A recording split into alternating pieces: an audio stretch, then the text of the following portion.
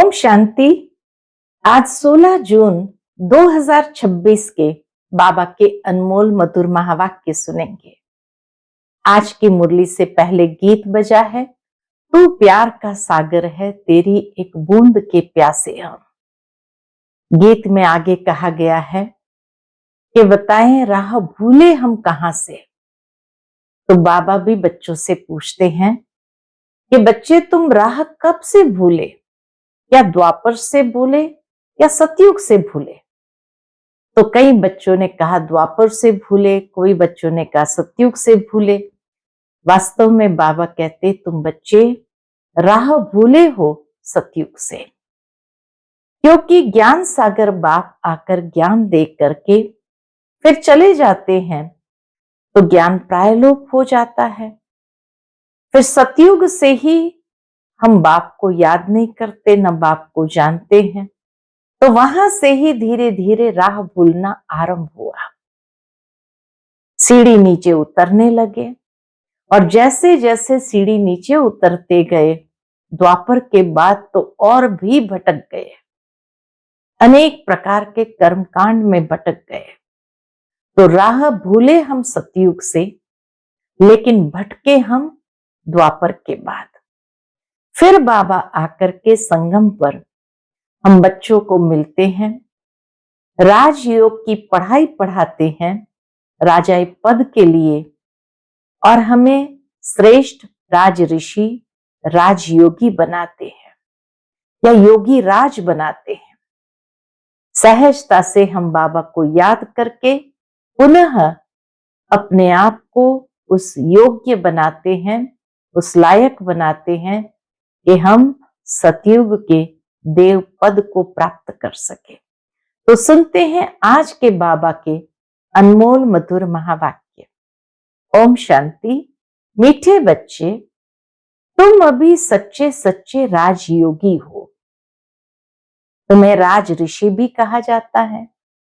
राज ऋषि माना ही पवित्र।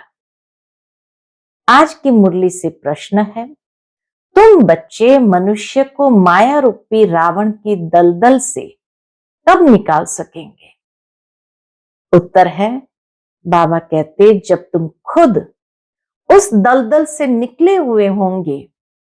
दलदल से निकलने वालों की निशानी है इच्छा मात्रम अविद्या।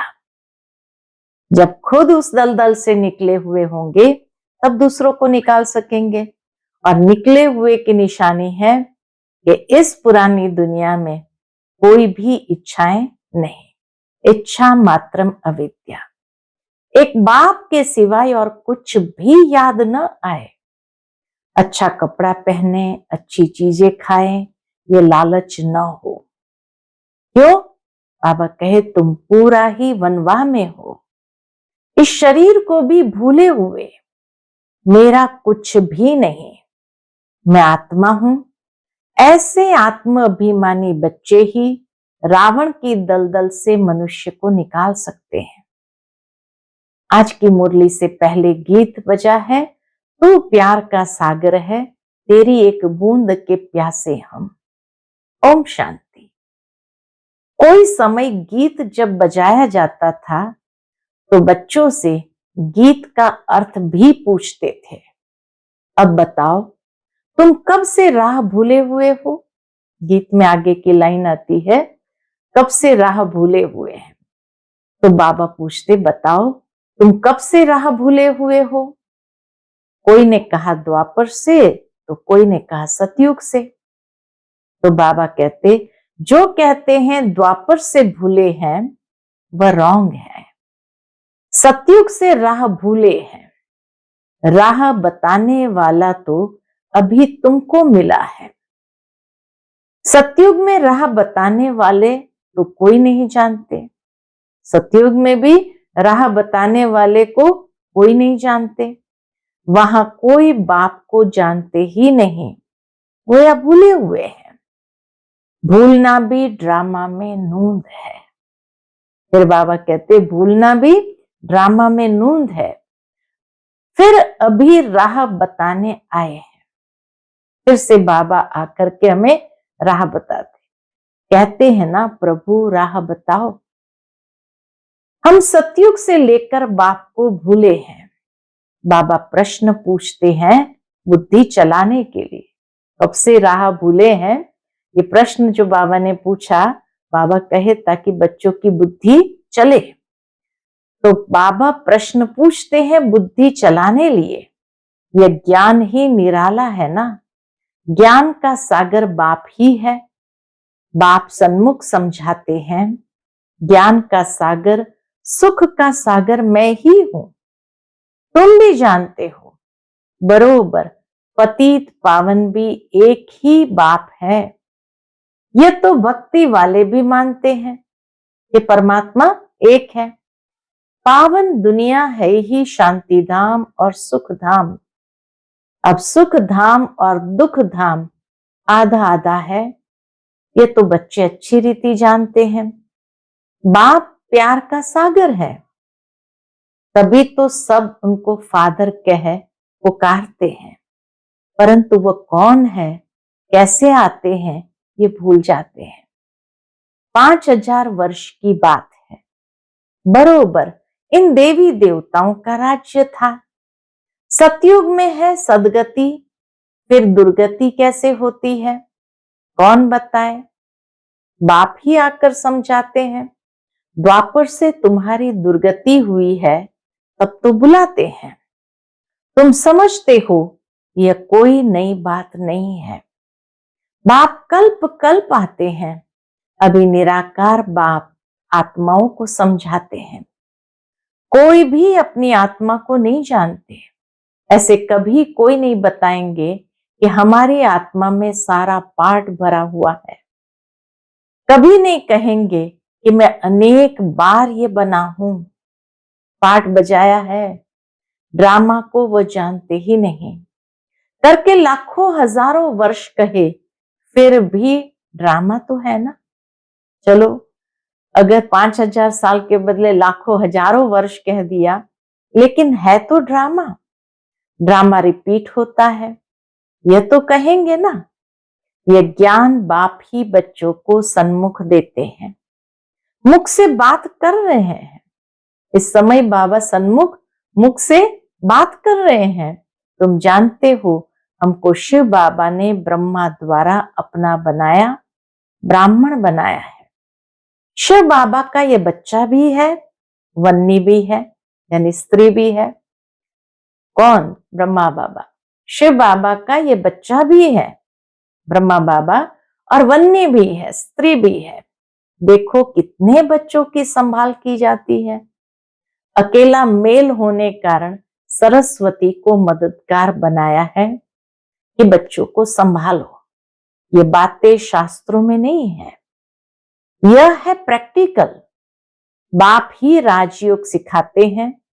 जिनको राजयोग सिखाया वह राजाएं बने, 84 जन्मों में आए।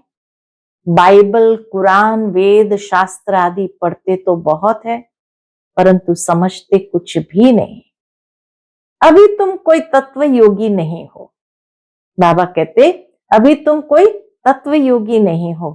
तुम्हारा तो बाप से योग है, अर्थात बाप की याद है।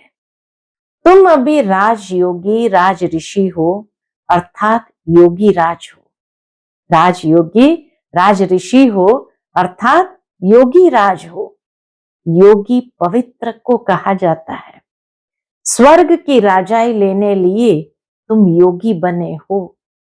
बाप पहले पहले कहते हैं पवित्र बनो। योगी नाम ही उनका है, इनका जो पवित्र होते हैं। तुम सब राजयोगी हो। यह तुम ब्रह्मा मुख वंशावली ब्राह्मणों की बात है। तुमको राजयोग सिखा रहे हैं तो स्टूडेंट हो गए ना। स्टूडेंट को कब टीचर भूलेगा क्या? जानते हो शिव बाबा हमको पढ़ा रहे हैं, परंतु माया फिर भी भुला देती है। तुम अपने पढ़ाने वाले टीचर को भूल जाते हो। भगवान पढ़ाते हैं, ये समझे तब तो नशा चढ़े। बाबा कहे भगवान हमें पढ़ाते हैं, ये समझे तब तो नशा चढ़े। स्कूल में आईसीएस पढ़ते हैं तो कितना नशा रहता है। तुम बच्चे तो 21 जन्मों के लिए ये राजयोग की पढ़ाई पढ़ते हो। पढ़ना तो फिर भी होता है, हाँ, सतयुग में भी पढ़ना तो फिर भी होगा। यहाँ पढ़ते हो सतयुग के लिए 21 जन्मों के लिए, लेकिन वहां जाने के बाद भी बाबा के पढ़ना तो फिर भी होता है। क्या पढ़ेंगे? राज विद्या भी पढ़नी पड़े, भाषा आदि सीखनी पड़े। तुम बच्चे समझते हो, सतयुग से हम ये राह भूलनी शुरू हो करते हैं। राह कब से भूले? सतयुग से हम ये राह भूलनी शुरू करते हैं। फिर एक एक ढाका यानी एक एक पौड़ी, स्टेप, सीढ़ी, एक एक जन्म में नीचे उतरते हैं। अभी तुमको सारा याद है, कैसे हम चढ़ते हैं, कैसे हम उतरते हैं। ये सीढ़ी अच्छी रीति याद करो। 84 जन्म पूरे हुए, अब हमको जाना है। तो खुशी होती है। ये बेहद का नाटक है। आत्मा कितनी छोटी है। पाठ बजाते बजाते आत्मा थक जाती है, तब कहते हैं बाबा राह बताओ, तो हम विश्राम पाए, सुख शांति पाए। तुम सुख धाम में हो तो तुम्हारे लिए वहां सुख शांति भी है। सुख धाम में सुख शांति दोनों है, वहां कोई हंगामा नहीं। आत्मा को शांति है। शांति के 2 स्थान है, शांति धाम और सुख धाम। दुख धाम में अशांति है। बाबा कहते ये पढ़ाई है, तुम जानते हो हमको बाबा सुख धाम वाया शांति धाम में ले जा रहे हैं। तुमको कहने की दरकार नहीं, तुम जानते हो हम यहाँ पाठ बजाने आए हैं, फिर जाना है। ये खुशी है, शांति की खुशी नहीं। बाबा कहे खुशी है, शांति की खुशी नहीं है। पाठ बजाने में हमको मजा आता है, खुशी है पाठ बजाने में। शांति में बैठने की खुशी नहीं है। पाठ बजाने में हमको मजा आता है, खुशी होती है। जानते हैं बाप को याद करने से विकर्म विनाश होंगे। कोई कहते हैं हमको मन की शांति मिले, ये अक्षर भी रॉन्ग है। नहीं, हम बाप को याद करते हैं कि विकर्म विनाश हो। शांत तो मन रह न सके, कर्म बिगड़ रह नहीं सकते। बाकी महसूसता आती है, हम बाप से पवित्रता सुख शांति का वर्षा ले रहे हैं, तो खुशी होनी चाहिए। यह तो है ही दुख धाम, इसमें सुख तो हो नहीं सकता। है ही दुख धाम, इसमें सुख हो नहीं सकता। मनुष्य शांति धाम सुख धाम को भूल गए हैं। मनुष्य शांति धाम सुख धाम को भूल गए हैं। तो जिनको बहुत पैसे हैं, समझते हैं हम सुख में हैं। सन्यासी घर बार छोड़ जंगल में जाते हैं, कोई हंगामा तो है नहीं, तो शांत हो जाते हैं, परंतु वह हुआ अल्पकाल के लिए। सन्यासी घर बार छोड़कर जंगल में जाते हैं, वहां कोई हंगामा नहीं, तो शांत हो जाते हैं, परंतु वह हुआ अल्पकाल के लिए।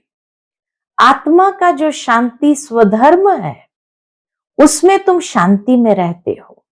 जब स्वधर्म में स्थित है तब शांति में रहते हो। यहां तो प्रवृत्ति में आना ही है, पाठ बजाना ही है, यहां आते ही है कर्म करने।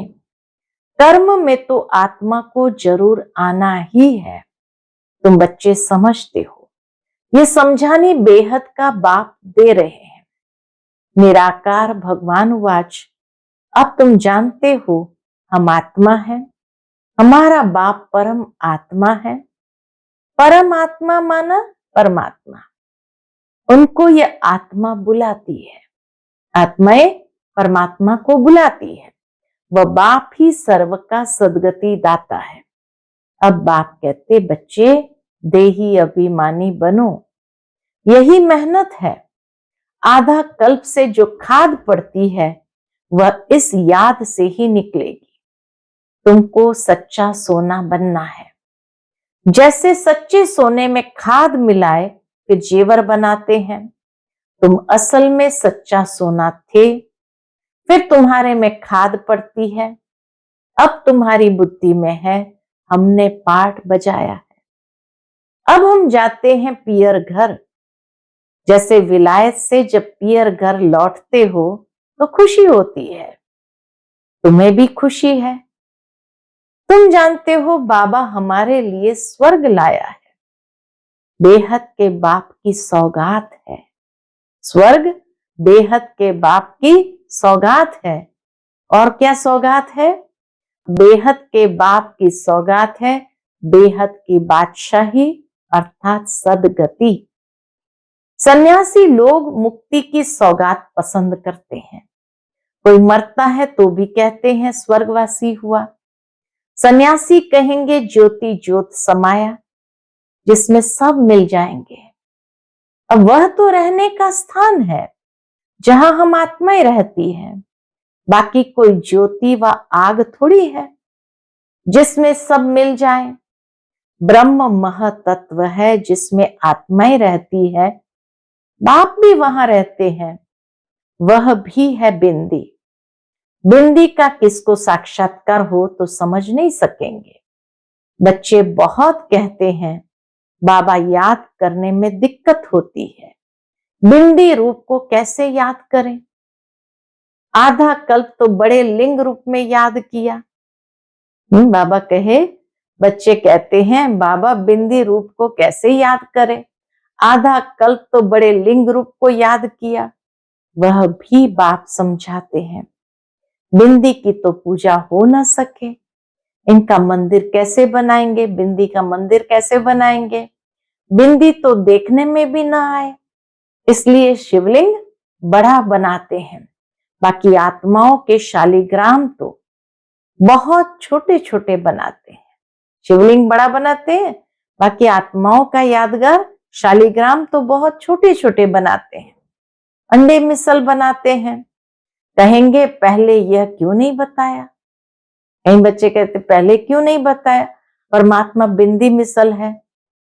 बाप कहते उस समय यह बताने का पाठ ही नहीं था।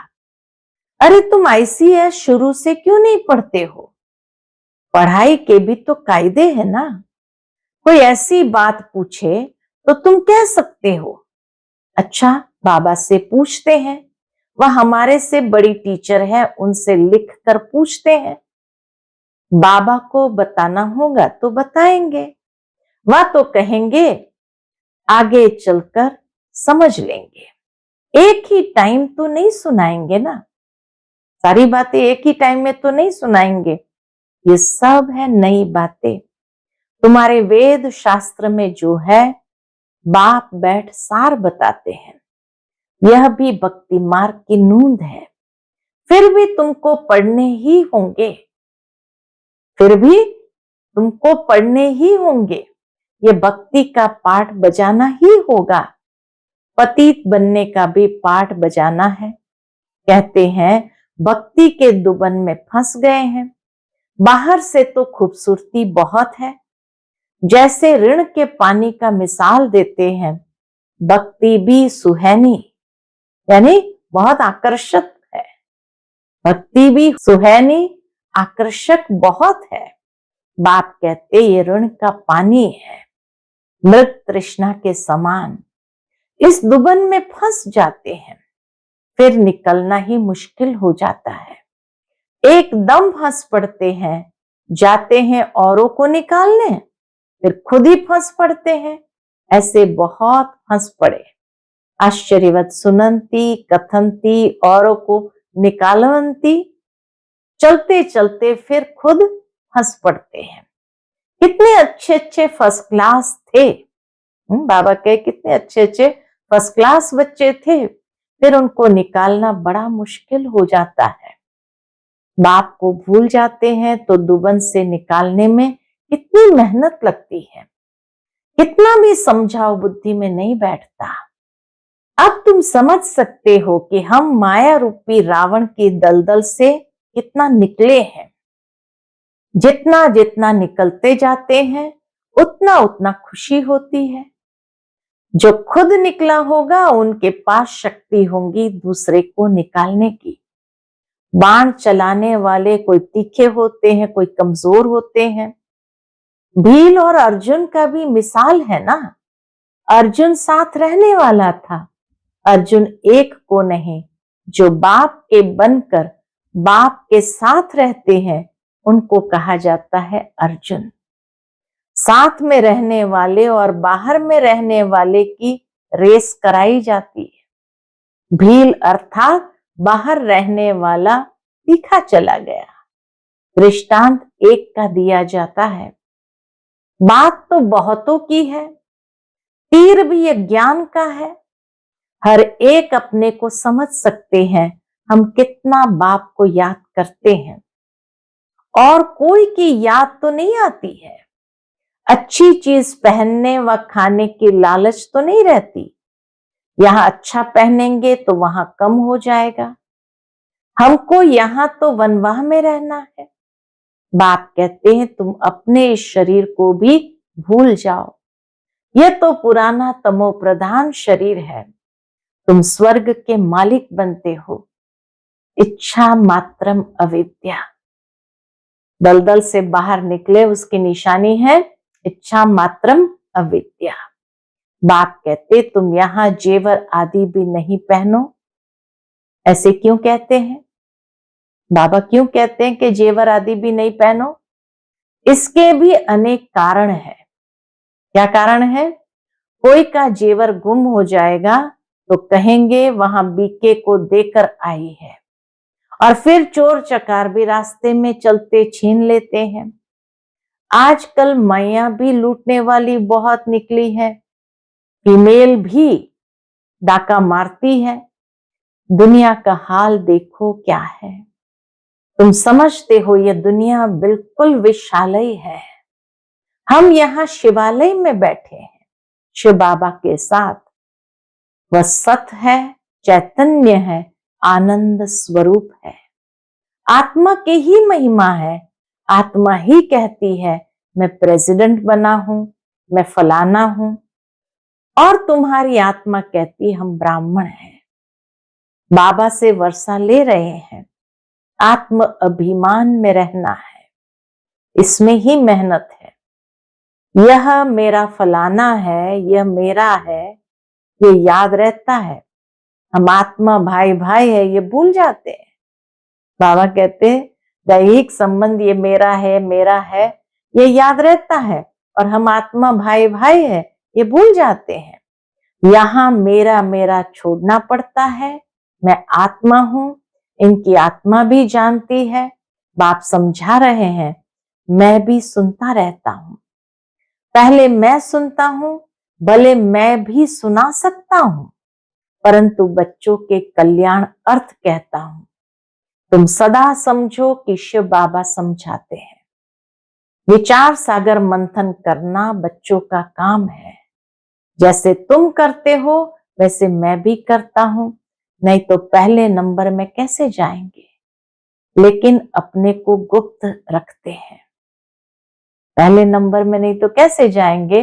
बाबा कहते अपने को गुप्त रखते हैं। अच्छा, मीठे मीठे सिक्के दे बच्चों प्रति माता पिता बाप दादा का याद प्यार और गुड मॉर्निंग। रूहानी बाप की रूहानी बच्चों को नमस्ते। हम सब रूहानी बच्चों की रूहानी माता पिता बाप दादा को याद प्यार, गुड मॉर्निंग और नमस्ते नमस्ते। शुक्रिया बाबा, शुक्रिया। आज के मुरली से धारणा के लिए मुख्य सार है। पहला, मेरा मेरा सब छोड़ अपने को आत्मा समझना है। आत्म अभिमानी रहने की मेहनत करनी है। यहां बिल्कुल वनवाह में रहना है। कोई भी पहनने खाने की इच्छा से इच्छा मात्रम अविद्या बनना है। दूसरी पॉइंट, पाठ बजाते हुए कर्म करते अपनी शांति स्वधर्म में स्थित रहना है। शांति धाम और सुख धाम को याद करना है। इस दुख धाम को भूल जाना है। आज का बाप दादा का मधुर वरदान हम बच्चों के प्रति है, रुहाब और रहम के गुण द्वारा विश्व नव निर्माण करने वाले विश्व कल्याणकारी भव। रुहाब और रहम के गुण द्वारा विश्व नव निर्माण करने वाले विश्व कल्याणकारी भव। विश्व कल्याणकारी बनने के लिए मुख्य दो धारणाएं आवश्यक है, एक ईश्वरीय रुहाब और दूसरा रहम। अगर रुहाब और रहम दोनों साथ साथ और समान है तो रूहानियत की स्टेज बन जाती है। अगर रुहाब और रहम दोनों साथ साथ है और समान है तो रूहानियत की स्टेज बन जाती है। तो जब भी कोई कर्तव्य करते हो व मुख से शब्द वर्णन करते हो तो चेक करो कि रहम और रुहाब दोनों समान रूप में हैं। शक्तियों के चित्र में इन दोनों गुणों की समानता दिखाते हैं। इसी के आधार पर विश्व नव निर्माण के निमित्त बन सकते हो। आज का स्लोगन है, बाप के प्यार के पीछे व्यर्थ संकल्प न्योछावर कर दो, यही सच्ची कुर्बानी है। बाप के प्यार के पीछे व्यर्थ संकल्प न्योछावर कर दो, यही सच्ची कुर्बानी है। आज का व्यक्त इशारा है, सदा हर्षित रहने के लिए अपनी नेचर को सरल बनाओ, सहनशील बनो। उसके अंतर्गत बाप दादा कहते, जितना जो स्वयं सरल होंगे उतना याद भी सरल रहेगी। जितना जो हर बात में स्पष्ट अर्थात साफ होगा उतना सरल होगा। जो जैसा स्वयं होता है वैसे ही उनकी रचना में भी वही संस्कार होते हैं। तो हर गुण के प्रैक्टिकल स्वरूप एग्जाम्पल बनो। हर गुण के प्रैक्टिकल स्वरूप एग्जाम्पल बनो। अच्छा, ओम शांति।